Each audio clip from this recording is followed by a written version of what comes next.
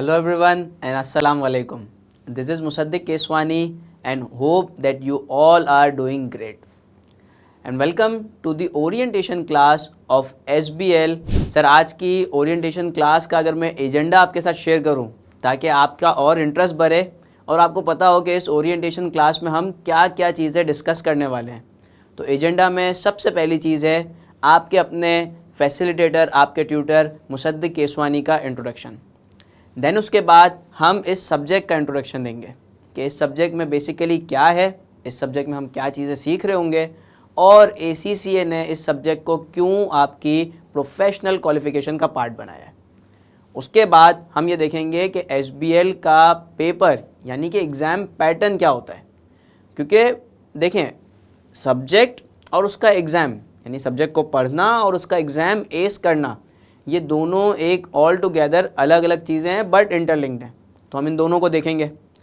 उसके बाद हम कुछ डूज़ और कुछ डोंट्स के ऊपर बात करेंगे कि कुछ ऐसे काम जो आपने करने हैं और कुछ ऐसे काम हैं जो आपने नहीं करने हैं, जिनको आपने अवॉइड करना है हर सूरत में, ताकि आप SBL का ये बैच जो भी हमारा मार्च 2025 तक चलेगा उसको अच्छे से पढ़ सकें और ना सिर्फ पढ़ सकें बल्कि उसको पास भी कर सकें।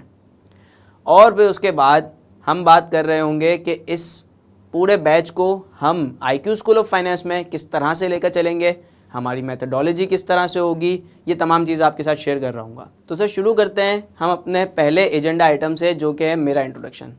नाम आप जान चुके हैं।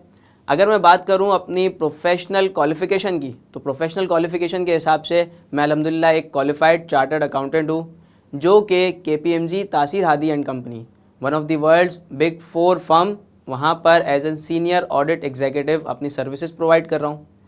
और एक ऑडिट फर्म में सर्विसेज प्रोवाइड करने का एडवांटेज आपको क्या होगा कि जब मैं आपके साथ कोई केस या कोई मॉडल या कोई थ्योरी डिस्कस कर रहा हूँ, तो मैं उन स्पेसिफ़िक इंडस्ट्रीज़, उन स्पेसिफ़िक कंपनीज़ जिनका मैंने ऑडिट किया है, जो कि हमारे मॉडल से लिंक होती है, उन सब की रियल लाइफ एग्जांपल्स, उनकी इंसाइट्स आपके साथ शेयर कर रहा हूँ, जिससे आपको न सिर्फ इस SBL के सब्जेक्ट को पढ़ने में मज़ा आएगा बल्कि बहुत ज़्यादा हेल्प भी मिल रही होगी। और करंटली जो कि मैं KPMG के जद्दा ऑफिस में हूँ, KSA रीजन के, तो मैं आपको न सिर्फ लोकल बल्कि इंटरनेशनल इंडस्ट्री और वहाँ के क्लाइंट्स की भी एग्जाम्पल शेयर कर रहा हूँ। यानी अब आपको लोकल और इंटरनेशनल दोनों exposure with respect to SBL मिल रहा होगा। और मैं बात करूँ अपनी इस जर्नी की जिसमें मैंने क्वालिफ़िकेशन हासिल की, तो इस जर्नी के अंदर मैंने अपने तमाम पेपर फर्स्ट अटैम्प्ट में क्वालिफाई किए with in the shortest span of 4 years. आगे अगर मैं बढ़ूँ अपने टीचिंग एक्सपीरियंस की बात करूँ, तो अल्हम्दुलिल्लाह मोर देन 5 ईयर्स से मैं टीचिंग करता आ रहा हूँ at different stages, matric, intermediate और साथ ही साथ चार्टर्ड अकाउंटेंसी के स्टूडेंट्स के साथ पिछले 2 साल से एसोसिएटेड हूँ इन टीचिंग दैम और इन असिस्टिंग दैम। तो इंशाल्लाह SBL का सब्जेक्ट भी जब हम पढ़ रहे होंगे तो काफ़ी ज़्यादा मज़ा आने वाली है। नेक्स्ट एजेंडा आइटम की तरफ हम बढ़ते हैं, बात करते हैं हमारे SBL के सब्जेक्ट के बारे में कि ये सब्जेक्ट है क्या, what you all need to know about SBL। तो अगर मैं बात करूँ SBL की यानी स्ट्रेटेजिक बिजनेस लीडर की, तो अगर मैं इसके नाम पे ही गौर करूँ तो इसके नाम में वो आपको कह रहा है कि आपको एक बिज़नेस लीडर बनाना है। यानी आपको इस सब्जेक्ट में वो तमाम चीज़ें बताई जाएंगी कि जो कि एक बिज़नेस लीडर को पता होने चाहिए।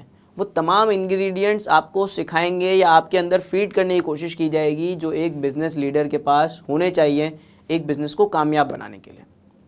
लेकिन एक सवाल आता है कि सर ये एक सब्जेक्ट पढ़ के 2.5-3 महीने के अंदर क्या हम बिज़नेस लीडर बन जाएंगे? नहीं, देखें ऐसा नहीं होगा।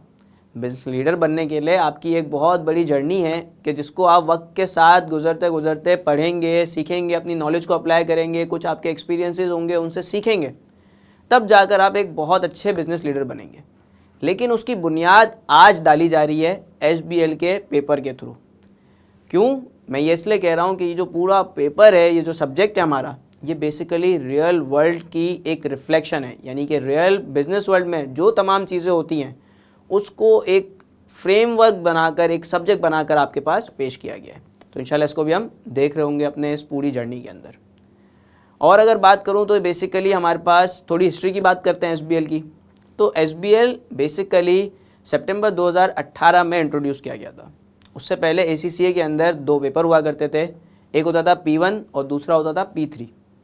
P1 का 25% एरिया और P3 का 75% एरिया मिलाकर ACCA ने एक नया पेपर बनाया, मतलब नया पेपर इंट्रोड्यूस किया, जिसको हम आज SBL कहते हैं। P1 के कौन से ऐसे एरियाज़ थे जो कि ACCA ने उठाकर SBL के पार्ट बनाए, तो वो 2 एरियाज़ थे, एक था एथिक्स और दूसरा था गवर्नेंस।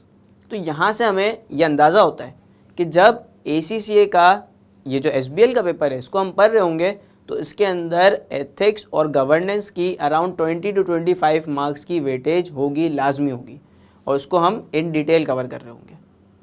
आगे अगर बढ़ूँ तो बाकी हमारे पास टेक्निकल एरियाज़ आ जाते हैं। कुछ कौन कौन से टेक्निकल एरियाज़ है जो कि P3 से उठाकर SBL का पार्ट बनाए गए हैं, जो कि 75% मार्क्स या 75% वेटेज कैरी कर रहे होंगे, जिसमें नंबर 1 पे हमारे पास leadership, then governance, strategy, financial performance measurement आ जाएगी जिसमें हम देख रहे होंगे, और उसके अलावा हमारे पास organisational controls and audit, technology का एरिया आएगा, रिस्क का एरिया आएगा, और साथ में एक बहुत इंपॉर्टेंट एरिया आ रहा होगा जिसको हम बोलेंगे finance in planning and decision making. तो ये हमारे पास बेसिकली टेक्निकल एरियाज़ होंगे जिसके हमने चैप्टर्स बनाकर बाकायदा उनको कवर करना है। तो यहाँ पर हमने अगर थोड़ी सी हिस्ट्री की बात की है तो इसको मज़ीद थोड़ा एक्सटेंड करते हैं SBL की हिस्ट्री को।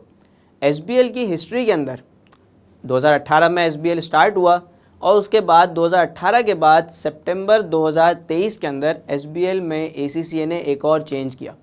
वो चेंज ये किया कि पहले क्या होता था कि ये जो पेपर था वो कोई 10-12 पेजेस का एक पेपर आपको मिला करता था और इस पेपर का टाइम फ्रेम भी बहुत ज़्यादा होता था, और ये एक चैलेंज हुआ करता था बेसिकली इस पेपर को अटैम्प्ट करना, क्योंकि इतना बड़ा पेपर उसी टाइम पे पढ़ना, उसको सॉल्व कर पाना। तो इसको दूर करने के लिए ACCA ने क्या किया कि एक प्री सीन नाम की चीज़ इंट्रोड्यूस की। क्या होता है, टेंशन लेने की ज़रूरत नहीं है, मैं सब बताऊँगा। प्री सीन नाम की एक चीज़ इंट्रोड्यूस की जो कि 2 हफ्ते पहले आपको प्रोवाइड की जाएगी। उसके अंदर इंडस्ट्री का, उस कंपनी का एक ओवरऑल बैकग्राउंड, एक ओवरऑल स्ट्रक्चर आपको प्रोवाइड किया जाएगा, जो कि आपको पहले एग्ज़ाम डे पे ही मिलता था, एग्ज़ाम डे पे ही उसको पढ़ना होता था, लेकिन अब यह आपको around 2 weeks before the exam date provide कर दिया जाएगा।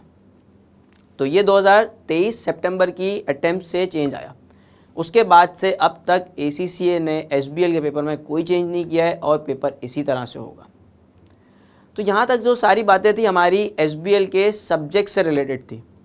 अब जब हमने सब्जेक्ट को पढ़ लिया है तो सब्जेक्ट को पढ़ने का मकसद क्या था? एक तो ये कि हमें उससे सीखना है, और दूसरा उससे भी पहले एक बहुत ज़्यादा इम्पॉर्टेंट ऑब्जेक्टिव हमारा वो ये है कि हम इस पेपर को पास कर सकें। तो SBL के पेपर यानी एग्ज़ाम के पैटर्न के ऊपर बात करते हैं कि जो एग्ज़ाम आ रहा होगा वो किस तरह का होगा। तो एग्ज़ाम की बात करने से पहले एक छोटा सा क्वेश्चन मैं आपसे पूछता हूँ। आप SBL के पेपर को पढ़ने जा रहे हैं, इस सब्जेक्ट में इनरोल्ड हुए हैं, कुछ ना कुछ तो SBL के बारे में सुना होगा कि SBL के पेपर में मतलब क्या डिफ़िकल्टीज़ आती हैं या इसकी क्या अच्छी बातें हैं, किस वजह से लोग फेल होते हैं, या क्या रिव्यूज़ हैं आपके इसके बारे में। आई एम श्योर कुछ एक आध रिव्यू आएंगे कि ये पेपर ऐसा है कि जिसमें हम जो पढ़ते हैं वो एग्ज़ाम में नहीं आता, या जो समझते हैं वो नहीं आता, पेपर बहुत लेंदी होता है, इसमें ड्राफ्टिंग बहुत ज़्यादा करनी होती है, बोरिंग है, हाँ इसी तरह की कुछ चीज़ें सुनी होंगी। लेकिन मैं आपको सच बताऊं कि इस पूरे कोर्स के अंदर इन तमाम चीज़ों की मैंने सॉल्यूशन निकाले हुए हैं, और इन तमाम चीज़ों के सॉल्यूशन मैं ड्यूरिंग द कोर्स आपके साथ शेयर कर रहा हूँगा, आपको बता रहा हूँगा कि किस तरह हम इन तमाम मसाइल को हल कर सकते हैं। और साथ ही साथ अगर इसके सब्जेक्ट के मैं पासिंग रेशो की बात करूं तो ये वो एक ऐसा प्रोफेशनल लेवल का पेपर है कि जिसका पासिंग रेशो 50% के अराउंड रहता है, यानी ऑन एवरेज 50 या 50 से ऊपर ही पासिंग रेशो है। क्या लगता है इसको देखकर कि ये तो फिर आसान हुआ ना, मतलब हर 2 लोगों में से एक बंदा इस पेपर को पास करता है, तो ये तो आसान है सर, फिर क्यों लोग इससे इतना घबराते हैं या लोग क्यों इस पेपर को फेल कर रहे होते हैं। मैं आपको एक सच बात बताऊं कि इसमें ये जो 50% तक जा रहा है रिज़ल्ट, इसका एक बहुत बड़ा इम्पैक्ट है कि जो गोरा ये पेपर को अटेम्प्ट कर रहा है वो ज़्यादा रेट है उसका पास होने का, और जो एशियन कंट्रीज़ हैं जो हमारी तरह जो उर्दू बोलते हैं या जिनकी जो नेटिव लैंग्वेज है वो इंग्लिश नहीं है, उनका रेशो कम है। तो जो रेशो को ऊपर लेकर जा रहे हैं ना, ये गोरे लेकर जा रहे हैं। तो इसका मतलब कि हमें यहाँ पर एक इशू आएगा जो कि हमारा लैंग्वेज बैरियर होगा, और इसका भी हल है हमारे पास। आगे जैसे जैसे बढ़ेंगे सब मैं बताऊँगा, बस आपने मुझ पर ट्रस्ट करना है। जब आप एडमिशन ले रहे हैं, जब आपने इतना भरोसा कर लिया है, तो फिर आप आगे भी भरोसा करेंगे, इंशाल्लाह तमाम चीज़ें कवर कर रहे होंगे हम। तो एक तो ये लैंग्वेज का इशू आएगा, और दूसरा जब लैंग्वेज का इशू है तो हमें ड्राफ्टिंग का भी इशू आ रहा होगा, ड्राफ्टिंग का भी सॉल्यूशन होगा हमारे पास। अच्छा, अब आगे बढ़ते हैं, इसके एग्ज़ाम के पैटर्न की बात करते हैं। तो अगर मैं एग्ज़ाम के पैटर्न की बात करूं तो एग्ज़ाम का पैटर्न ये है कि ये पेपर एक इंटीग्रेटेड केस स्टडी होती है। सब मेरे लफ्ज़ों पे गौर करें, मैंने पर्पसफुली इंटीग्रेटेड का वर्ड यूज़ किया है। अब ये इंटीग्रेटेड मैंने कहा क्यों है? क्योंकि आपके पास जो पेपर आएगा वो एक कंपनी का पूरा पेपर होगा, यानी कि उसके अंदर आप सिर्फ एक ही कंपनी का सिनेरियो गिवन होगा आपको। उस एक कंपनी से रिलेटेड आपको मल्टीपल टास्क प्रोवाइड किए जाएंगे या मल्टीपल रिक्वायरमेंट होंगी जो आपने परफॉर्म करनी है। तो इंटीग्रेटेड हुआ क्योंकि एक ही कंपनी है, उससे रिलेटेड अलग अलग टास्क होंगे, और वो टास्क से रिलेटेड आपको एग्जिबिट्स प्रोवाइड किए जाएंगे। उन एग्जिबिट्स के अंदर उन रिक्वायरमेंट से रिलेटेड स्पेसिफिक इंफॉर्मेशन प्रोवाइड की जाएगी आपको, जिसको देखकर आपने अपने आंसर बनाने होंगे। अच्छा, दूसरी चीज़, आपको जिस तरह हमने पहले बात की, 14 दिन पहले यानी 2 weeks before the exam date एक प्री सीन मटेरियल प्रोवाइड किया जा रहा होगा। वो प्री सीन मटेरियल भी उसी कंपनी जो जहाँ पर वो ऑपरेट कर रही है, जिस इंडस्ट्री में, उसके बैकग्राउंड रिलेटेड इन्फॉर्मेशन होगी और थोड़ी और एडिशनल इन्फॉर्मेशन होगी जो कि आपको पढ़ के जानी होगी, अपने जहन में बिठा कर जानी होगी, और वो इन्फॉर्मेशन आप एग्जिबिट्स के साथ जोड़ेंगे और फिर उन रिक्वायरमेंट्स को आंसर कर रहे होंगे।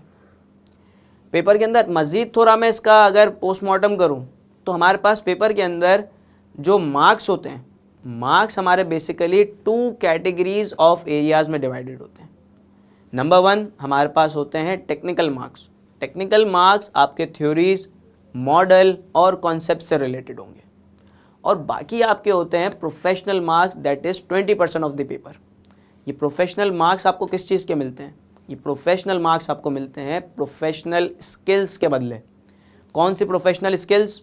Number 1 analysis, number 2 evaluation, number 3 communication, number 4 scepticism, and number 5 commercial acumen.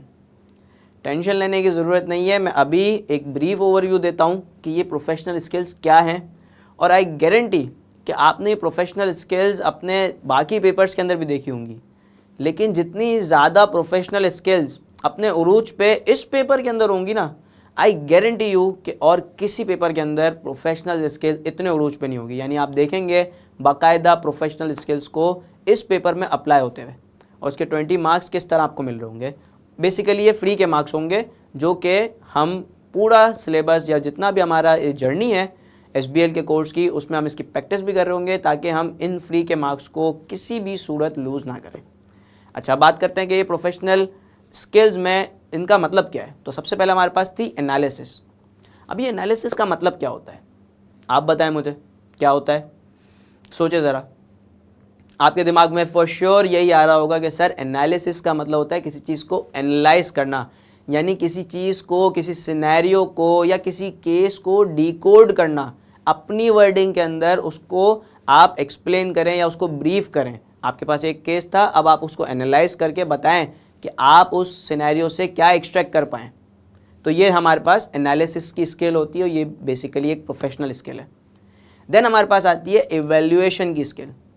ये एनालिसिस और एवेल्यूएशन की स्किल दोनों साथ साथ चलती हैं, क्योंकि वंस आपने केस को पढ़ा, उसका एनालिसिस किया, अभी तो आप फिर एवेल्यूएशन करने की एक पोजीशन में पहुँचे हैं।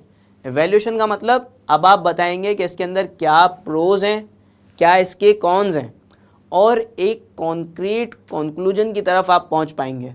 तो इसको हम बोलते हैं इवेल्युएट करना, यानी कि अच्छाइयाँ, उसकी बुराइयाँ, एक होलिस्टिक पिक्चर को सामने रखकर फाइनेंस के स्टूडेंट की तरह नहीं सोचना है। आपने इसको पूरी एक इंडस्ट्री, कंपनी के बैकग्राउंड और एक होलिस्टिक पिक्चर को सामने रखकर इवेल्युएट करना है, एंड देन एक कंक्लूजन की तरफ जाना है। उसके बाद अगली हमारे पास स्किल आती है स्केप्टिसिज्म। अब ये स्केप्टिसिज्म का मतलब होता है कि आपने एक क्वेश्चनिंग माइंड कैरी करना है।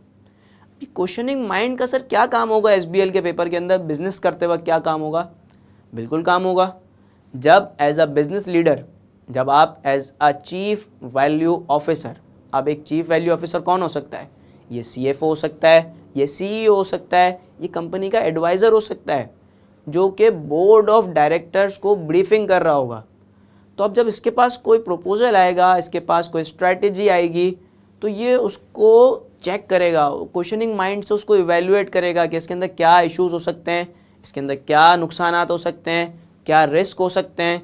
फॉर एग्जांपल अगर हमारे पास कोई एनपीवी की कैलकुलेशन आती है, कोई प्रोजेक्ट की वायबिलिटी आती है और उसके अंदर अजम्पशंस हैं, उसके अंदर एस्टिमेट्स इन्वॉल्व हैं, तो हम उन अजम्पशंस को, उन एस्टिमेट्स को चैलेंज कर रहे होंगे कि अगर आपने फिक्स कॉस्ट को ड्यूरिंग द 5 ईयर आपने फिक्स लिया है तो किस तरह आपने लिया है, क्या आपने इन्फ्लेशन के रेट को या इन्फ्लेशन के इम्पैक्ट को आपने इग्नोर तो नहीं कर दिया, आपने सेल्स को इतना ज़्यादा इंक्रीज़ किया है, तो जो सेल्स इंक्रीज़ हो रही है इतनी, क्या उसके पीछे कोई बैकिंग है या नहीं है, कॉस्ट आपकी कम हो रही है तो किस तरह से आप कम कर रहे हैं, क्या कॉस्ट कटिंग करने जा रहे हैं, क्या कॉस्ट सेविंग करने जा रहे हैं, जिसकी वजह से नंबर जिस तरह के नज़र आ रहे हैं। तो ये वो तमाम चीज़ें आपको अपने सिनेरियोज़ में भी अप्लाई करनी होगी और रियल लाइफ में भी। टू बी वेरी ऑनेस्ट, जब हम कोई वर्किंग देखते हैं उसमें यही तमाम चीज़ें होती हैं और उसको हम इसी तरह से वेरीफाई करते हैं। हम एक एक अजम्पशन, एक एक वैल्यू के ऊपर क्वेश्चन करते हैं। अगर आपने ये वैल्यू ली है, इस रेट से ग्रोथ दिखाई है, इस रेट से सेविंग दिखाई है, आपने गेन दिखाया है, डेप्रिसिएशन दिखाया है, फिक्स कॉस्ट दिखाई है, आपने क्या बेसिस ली हैं, क्या, और इसको लेमेन में तो हम इस तरह बात कर रहे हैं, लेकिन पेपर के अंदर हमें इसको बिल्कुल प्रोफेशनल वे में पूछना होगा कि आप जस्टिफाई करें, बेसिस शेयर करें, इसकी बेसिस क्या हो सकती हैं, और वो बेसिस हमें सिनेरियो में गिवन होंगी। आइदर हो सकता है कि जो कैलकुलेशन की हुई है वो कैलकुलेशन सिनेरियो से ओपोजिट होगी, तो हम वहाँ पर कंसर्न रेस करेंगे कि सिनेरियो में तो फलां बात बताई गई थी, सिनेरियो में तो बताया था कि इन्फ्लेशन आगे जाकर बढ़ जाएगी, लेकिन एनपीवी की कैलकुलेशन में आपने इन्फ्लेशन कम की है या बिल्कुल इग्नोर कर दी है। तो ऐसा क्या रीज़न है, हम पूछ रहे होंगे। हम स्ट्रेट फॉरवर्ड अनप्रोफेशनल इस तरह नहीं कहेंगे कि आपने गलत काम कर दिया है, हम क्वेश्चन रेस करेंगे प्रोफेशनली कि आपने इग्नोर किया तो उसकी क्या बेसिस है। देन हमारे पास आती है कम्युनिकेशन की स्किल। अब कम्युनिकेशन की स्किल में आपके पास 4 चीज़ें हैं। पहली चीज़, आपको ये देखना होगा कि सिनेरियो में आप कौन हो, यानी कि एसबीएल के पेपर के अंदर आपको रोल प्ले करना है। वो आपको क्वेश्चन में बताएगा कि आपका इस सिनेरियो के अंदर या इस टास्क के अंदर क्या रोल है। आइदर आप सीईओ, सीएफओ होंगे, इंटरनल ऑडिट के हेड हो सकते हैं, फाइनेंस डायरेक्टर हो सकते हैं, या कोई एक्सटर्नल एडवाइज़र हो सकते हैं। तो आपको देखना है कि आप इंटरनल पार्टी हैं या आप एक्सटर्नल पार्टी हैं, किस रोल में बात कर रहे हैं, अपने से सुपीरियर लेवल से बात कर रहे हैं, अपने से जूनियर लेवल से बात कर रहे हैं। अगर आप अपने सुपीरियर लेवल से के बंदे से बात कर रहे हैं तो आप टेक्निकल जार्गन्स को यूज़ करेंगे, आप उससे स्ट्रेटेजिकली बात करेंगे, आप चीज़ों को उस तरह उसको एड्रेस कर रहे होंगे कि वो उनको समझ सकेगा। आप शॉर्ट में थोड़ी बात कर रहे होंगे, ब्रीफिंग दे रहे होंगे, ज़्यादा लंबी नहीं करेंगे। बोर्ड ऑफ डायरेक्टर ज़्यादा लंबी लंबी रिपोर्ट्स नहीं पढ़ते, उनको आपको एक डैशबोर्ड, एक समरी, एक रिव्यू ब्रीफिंग की तरह बना कर देना होता है।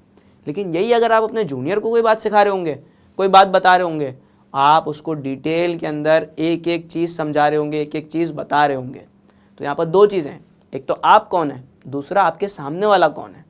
देन उसके बाद आपके पास क्या होगा, आपको ये देखना होगा कि कौन सी प्रोफेशनल स्किल आपको उस सिनेरियो में अप्लाई करने को कही गई है। क्या मतलब सर? मतलब ये कि आपको जो क्वेश्चन दिया जाएगा उस क्वेश्चन के रिक्वायरमेंट के 2 पार्ट होंगे। एक पार्ट होगा टेक्निकल मार्क्स का, यानी कि वो उस सिनेरियो के अंदर जो स्पेसिफिक रिक्वायरमेंट है, और दूसरा पार्ट होगा प्रोफेशनल मार्क्स, यानी कि प्रोफेशनल स्किल मेंशन की जाएगी कि ये प्रोफेशनल स्किल आपने अप्लाई करनी है। तो ये आप देखेंगे कौन सी प्रोफेशनल स्किल अप्लाई हो रही है। देन फिर आप ये देख रहे होंगे कि आपको कौन सा फॉर्मेट फॉलो करने को बोला गया है। ये फॉर्मेट क्या होता है? फॉर्मेट, इसमें आपको एसबीएल के पेपर में आंसर को लेमेन टाइप में या अनस्ट्रक्चर्ड नहीं लिखना, आपको बाकायदा रिक्वायरमेंट के अंदर वो ये मेंशन करके देगा कि आपने किस फॉर्मेट के ऊपर अपना आंसर करना है। यानी आपको रिपोर्ट के फॉर्म में करना है, ईमेल ड्राफ्ट करनी है, कोई मेमो बना कर देना है, ब्रीफिंग पेपर बनानी है, प्रोजेक्ट इनिशिएशन डॉक्यूमेंट बनाना है, इसके अलावा और कौन से हमारे पास फॉर्मेट्स हो सकते हैं? हमारे पास हो सकते हैं प्रेस रिलीज़, प्रेजेंटेशन स्टाइल्स हो सकते हैं हमारे पास। तो ये वो तमाम फॉर्मेट्स हैं, घबराने की इसमें ज़रूरत नहीं है। इन तमाम के फॉर्मेट्स भी मैं आपको प्रोवाइड कर रहा हूँगा। इन तमाम फॉर्मेट्स की ड्राफ्टिंग भी हम देख रहे होंगे कि किस तरह से होती है। और एक चीज़, ये फॉर्मेट्स आपको याद करने होंगे। इसमें मैं आपकी कोई याद करने में मदद नहीं कर सकता, ना मैं कोई आपको शॉर्टकट बना सकता हूँ। डे 1 पे बोल रहा हूँ, ये चीज़ आपको याद करनी होगी, ये बिल्कुल मेमोराइज़ करने हैं। और अगर आपको रिक्वायरमेंट में एक फॉर्मेट फॉलो करने को बोला गया है, आपने आंसर में उसी फॉर्मेट को फॉलो करना है। अगर आपने वो फॉर्मेट फॉलो नहीं किया, वेरी सॉरी सर, आप फेल हो जाएंगे। आप आगे बोलेंगे सर मैंने पूरा आंसर लिख दिया था, क्या बेहतरीन आंसर लिखा था, फेल हो जाएंगे। क्यों? क्योंकि आपने वो फॉर्मेट फॉलो नहीं किया। तो इस फॉर्मेट की भी हम पूरी प्रैक्टिस कर रहे होंगे। तो ये सर तमाम चीज़ें थी जो कि हमारे 3.25 घंटे के पेपर के अंदर हमें देखनी होगी। एक और चीज़ काम की मैं आपको बताऊं कि इस पेपर के अंदर आपको एक चीज़ का ख्याल रखना है। यहाँ पर आपने एक फाइनेंस के स्टूडेंट या फाइनेंस बडी की तरह नहीं सोचना, आपको सोचना है एक चीफ वैल्यू ऑफिसर की तरह। और जब आप अपना आंसर ड्राफ्ट कर रहे होंगे तो आपने ये नहीं सोचना है कि आप एग्जामिनर को कुछ चीज़ बता रहे हैं। आपने ये सोचना है कि या तो आप बोर्ड ऑफ डायरेक्टर को बता रहे हैं या फिर स्पेसिफिकली जिस बंदे को मेंशन किया गया है, जिसको एड्रेस करने का आपको एग्ज़ाम में बोला गया है, आप उसको एड्रेस कर रहे होंगे। एग्जामिनर का नहीं सोचना है।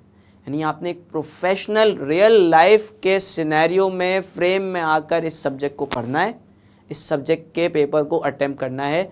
ये मैं बात कैसे कह रहा हूँ, ये बात जब हमने रिसर्च की, डिफरेंट स्टूडेंट्स से बात की जिन्होंने अच्छे मार्क्स स्कोर किए, जिन्होंने पोजीशंस ली, उनसे जब बात की तो ये बात पता लगा कि उन्होंने बताया कि सर हम एक एज ए स्टूडेंट नहीं सोचते थे, हम उस रोल प्ले के पूरे इन्वायरमेंट में आ जाते थे।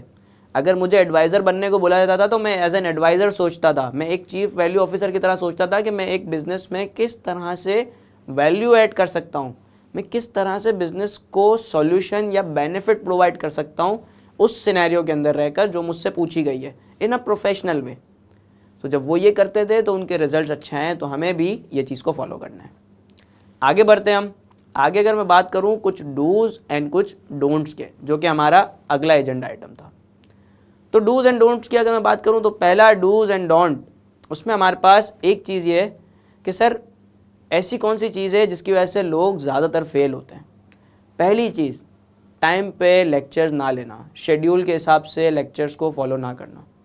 सर इसके लिए आपको बिल्कुल ज़्यादा अपने आप को इस चीज़ के लिए स्ट्रिक्टली बाइंड करना होगा कि आप अपने लेक्चर टाइमली कवर करें। देन उसके बाद अगर लेक्चर कवर कर रहे हैं तो सर लेक्चर कवर करने के बाद आपको लाइव क्लासेस अटेंड करनी होंगी, जो कि लाइव प्रैक्टिस सेशन होंगे, जिसमें हम ड्राफ्टिंग सीख रहे होंगे, जो कि इस पेपर का मेन एरिया है। मैं आपको ऑनेस्टली बता रहा हूँ, जो भी हम पढ़ेंगे कॉन्सेप्चुअल चीज़ें, शायद वो 20-30% होगी आपको इस पेपर को पास कराने के लिए, लेकिन 70% इस पेपर के अंदर जो चीज़ आपको पास करा रही होगी वो होगी ड्राफ्टिंग। तो आपको बहुत ज़्यादा ज़ोर देना है ड्राफ्टिंग के ऊपर। आपने ड्राफ्टिंग सीखनी है, यानी कि लाइव क्लासेस किसी भी सूरत आपको मिस नहीं करनी है।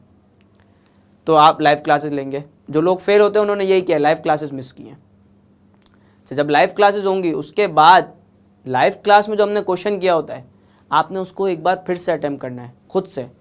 जब आप खुद से अटेम्प्ट करेंगे और ख़ुद से उसको वापस लिखेंगे, एक बार तो आपने मेरे साथ लिख लिया, उसके बाद आपने उसको खुद से लिखना है। खुद से लिखने के बाद फिर एंड में हमारे पास कुछ आएंगे मॉक्स, तो वो मॉक्स आपने लाजमी अटेम्प्ट करना है।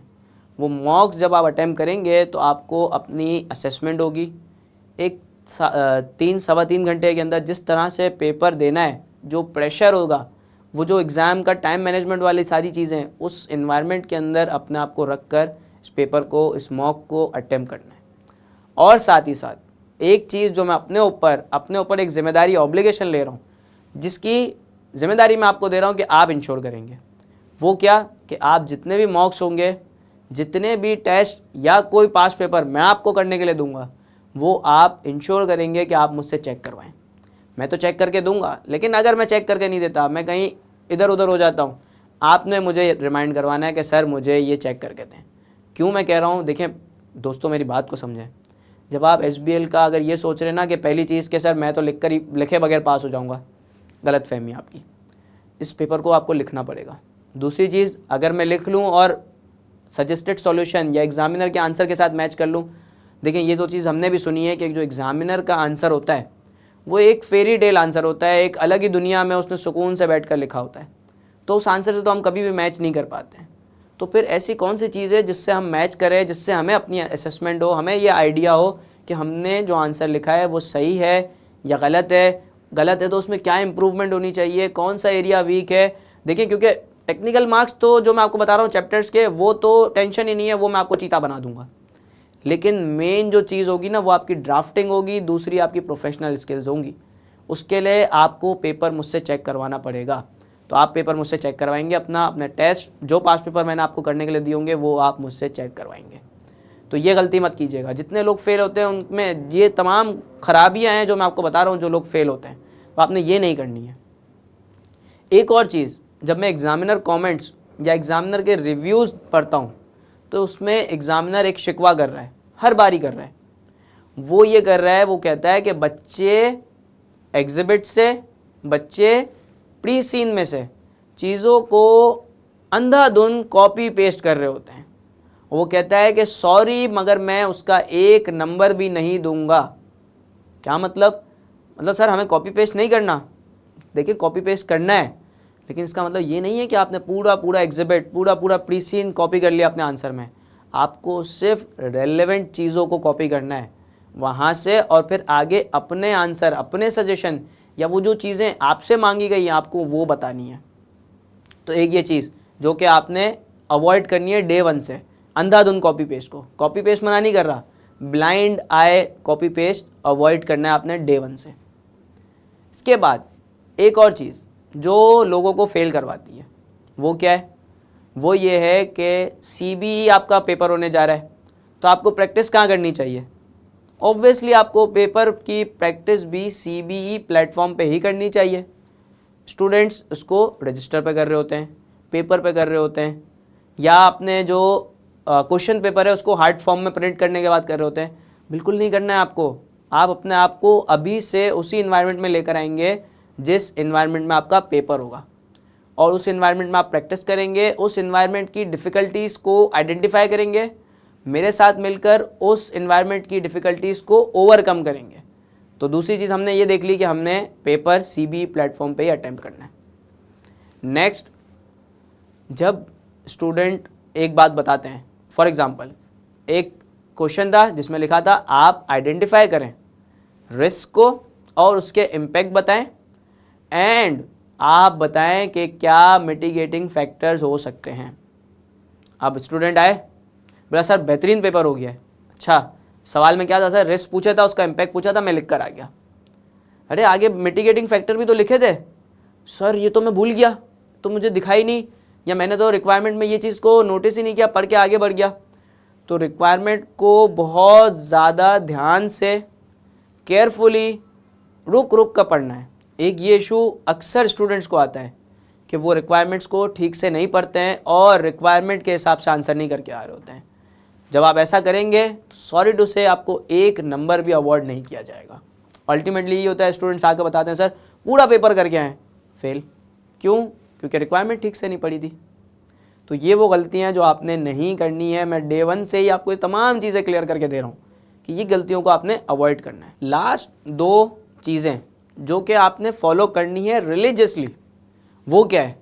पहला जो हमने बात की, आपने फॉर्मेट्स को रिलीजियसली फॉलो करना है। जो भी फॉर्मेट आपको बताया गया है कि वो आंसर में रेफर होना चाहिए, उसके ऊपर ही आपका आंसर ड्राफ्ट होना चाहिए, उसी पैटर्न पे आपने उसी फॉर्मेट को फॉलो करना है। फेल हो जाएंगे सर, मैं सीरियसली बता रहा हूँ, अगर आपने इसको फॉलो नहीं किया। और एक आखिरी चीज़ जो कि अगर आप एग्ज़ाम में करेंगे तो आपको सबसे ज़्यादा फ़ायदा होगा, वो ये है कि आपने प्रॉपर हेडिंग्स बनानी होंगी। बहुत सारे स्टूडेंट बहुत अच्छा लिखते हैं, बहुत सारे अच्छे पॉइंट्स लिख रहे होते हैं, लेकिन क्या करते हैं, चीज़ों को हेडिंग वाइज सेग्रीगेट नहीं करते। जब आप चीज़ों को हेडिंग वाइज सेग्रीगेट नहीं करते हैं, एग्जामिनर के लिए, चेकर के लिए उसको असेस कर पाना मुश्किल हो जाता है। होता क्या है कि इतनी सारी चीज़ें एकदम से पाइलअप होती हैं, एक साथ मिक्स हो जाती हैं, उसका वो मकसद, उसकी वो टोन, वो फ्लो ही ख़राब हो जाता है आंसर का पूरा। तो आपने अप्रोप्रिएट हेडिंग्स बनानी है, सब हेडिंग्स बनानी है जिसकी वजह से आपका आंसर अच्छा बन जाए। प्रैक्टिस करवाऊंगा, तमाम चीज़ों की प्रैक्टिस करवा रहूँगा। और last but not the least, time management. Time management paper के अंदर बहुत ज़्यादा ज़रूरी है और उसके लिए क्या शर्त है कि आप टेस्ट देंगे, आप मॉक्स देंगे, एग्ज़ाम सिनेरियो के अंदर बैठकर टाइमर लगाकर प्रॉपर उस टाइम फ्रेम के अंदर अपना असेसमेंट कर रहे होंगे। तो इन तमाम चीज़ों से आपकी ये तमाम इश्यूज़ क्लियर हो जाएंगे। जब आपके तमाम इश्यूज़ क्लियर हो जाएंगे तो फिर जाकर आपकी SBL के पेपर के अंदर एक अच्छी परफॉर्मेंस निकल के आएगी। तो सर ये तो तमाम डूज़ एंड डोंट्स हो गए। हमने डोंट्स के ऊपर बात की कि ये गलतियाँ हैं, इन गलतियों को अवॉइड करने के लिए इनका ऑपोजिट काम कर रहे होंगे हम।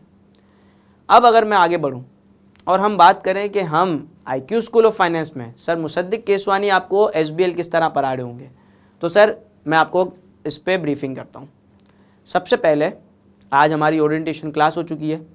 ओरिएंटेशन क्लास के कुछ दिनों बाद इन अ वीक और 2 will be conducting a introduction class, जिसमें आप मज़ीद थोड़ा और मुझको जानेंगे। वो एक ऑनलाइन क्लास होगी, live online class, interactive class. उस क्लास के अंदर मैं आपको और जानूंगा, हम सब्जेक्ट से रिलेटेड और कुछ चीज़ों के ऊपर डिस्कशन करेंगे।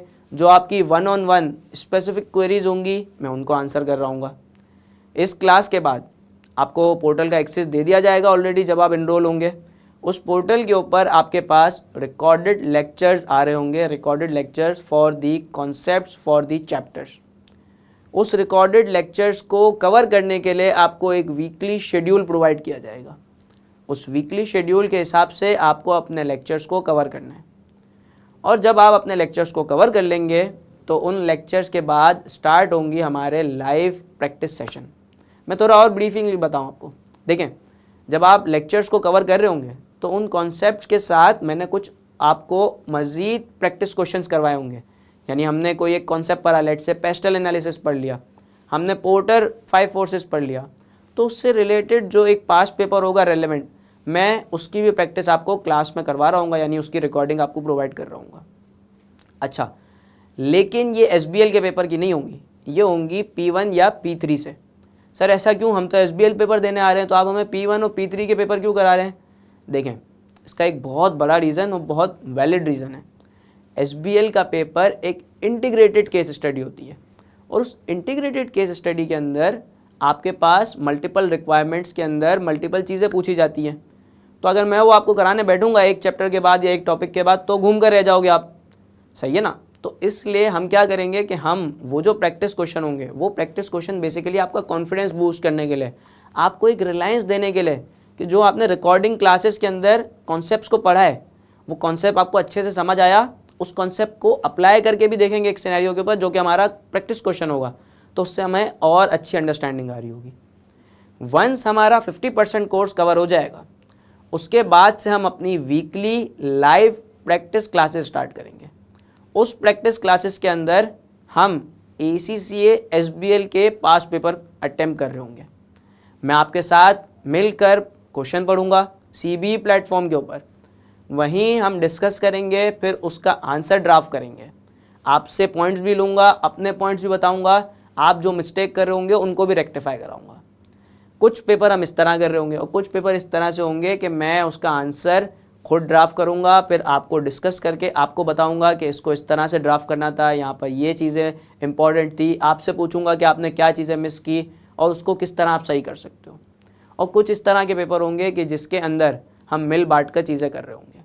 तो ये बिल्कुल इस तरह से होगा कि जब हम साइकिल सीखते हैं चलाना, तो स्टार्टिंग में क्या होता है कि पहले हमें पीछे से सपोर्ट दिया जाता है, आप साइकिल चला रहे होते हैं, फिर थोड़ी देर के लिए छोड़ दिया जाता है, फिर थोड़ी देर पकड़ लिया जाता है, फिर एक वक्त आता है कि हम पीछे से सपोर्ट छोड़ देते हैं और आप साइकिल सुकून से चला रहे होते हैं, बोलते हैं वाह भाई क्या बात है, राइडर हो गए हम तो यही एक वक्त आएगा SBL का जब फिर मैं आपके मॉक्स कंडक्ट किया करूँगा और वो मॉक्स मैं आप एग्ज़ाम कंडीशन के अंदर टाइम के साथ उन मॉक्स को अटेम्प्ट करेंगे और मुझसे चेक करवाएंगे।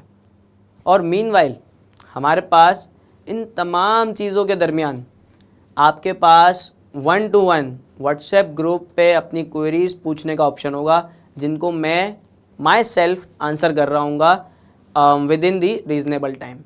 ठीक है, तो आप जो भी चीज़ पढ़ रहे हैं, जो भी क्वेश्चन अटैम्प्ट कर रहे हैं, जहाँ आपको इशू आ रहा है, आप व्हाट्सएप ग्रुप के थ्रू, जो रजिस्टर्ड व्हाट्सएप ग्रुप होगा वहाँ पर उस क्वेरी को रेस कर सकते हैं, वहाँ पर डिस्कस कर सकते हैं, वहाँ पर आपको तमाम चीज़ों के आंसर मैं खुद प्रोवाइड कर रहा हूँ। साथ ही साथ फिर चलते चलते क्या होगा सर, चलते चलते हम एग्ज़ाम से 2 वीक्स बिफोर आ जाएंगे। जब हम एग्ज़ाम से 2 वीक्स बिफोर आएंगे तो हमारे पास प्री सीन आपके ACCA के प्लेटफॉर्म के ऊपर रजिस्टर्ड स्टूडेंट्स को प्रोवाइड किया जाएगा। हम एक वर्कशॉप रखेंगे, उस वर्कशॉप में हम ACCA के प्री सीन को डिकोड करेंगे, यानी हम बैठकर मैं और आप लाइव क्लास के थ्रू उस प्री सीन को डिकोड करेंगे, उसको एनालाइज करेंगे, उसके अंदर तमाम चीज़ों को समझ रहे होंगे और ये अंदाज़ा लगाएंगे कि इस प्री सीन से कौन कौन से एरिया के क्वेश्चन बन सकते हैं, किस तरह की रिक्वायरमेंट्स आ सकती है। ऐसा नहीं लग रहा सर कि हम पेपर में जाने से पहले ही ये पता लगा लेंगे कि पेपर में क्या क्या चीज़ें आ रही होंगी। ऑलमोस्ट हम इसी तरह की चीज़ें कर चुके होंगे। एंड देन फिर मैं आपको एक प्री सीन का समरी प्रोवाइड कर रहा हूँ। आप उस समरी को, प्री सीन को एग्ज़ाम से पहले जितना हो सकेगा उतनी बार रीड करेंगे, क्योंकि एग्ज़ाम में हम प्री सीन को रीड नहीं करेंगे, क्योंकि इतना बड़ा प्री सीन होता है, हम उसको रीड नहीं करेंगे, क्योंकि आपका आंसर एग्ज़ाम का प्री सीन से शायद 10 to 5% होगा, बाकी मेनली 90 to 95% आपका आंसर एग्जिबिट से होगा, जो कि आपको प्रोवाइड किए जाएंगे with against the relevant task और अगेंस्ट दी रेलेवेंट रिक्वायरमेंट। तो ये थी हमारी बेसिकली मेथोडोलॉजी। इसमें अगर कोई और चीज़ भी हमें लगेगी कि सर ऐड करनी चाहिए, आप रिक्वेस्ट करेंगे कि सर ये भी ऐड कर दें जिससे आपको फ़ायदा होगा, so we will be more than happy to add it just for the sake of your passing your flying colours. तो ये था हमारा सारा ओरिएंटेशन से रिलेटेड तमाम एजेंडास को हमने कवर किया। आई होप कि ये तमाम चीज़ें आपको अच्छे से समझ आई होंगी। इसमें अगर कोई और चीज़ जो आपको पूछनी है, कोई और क्वेरी, कोई और कंसर्न, तो do feel free to reach us out. इंशाल्लाह see you in the introduction class. Till then take care of your self. अल्लाह हाफ़िज़।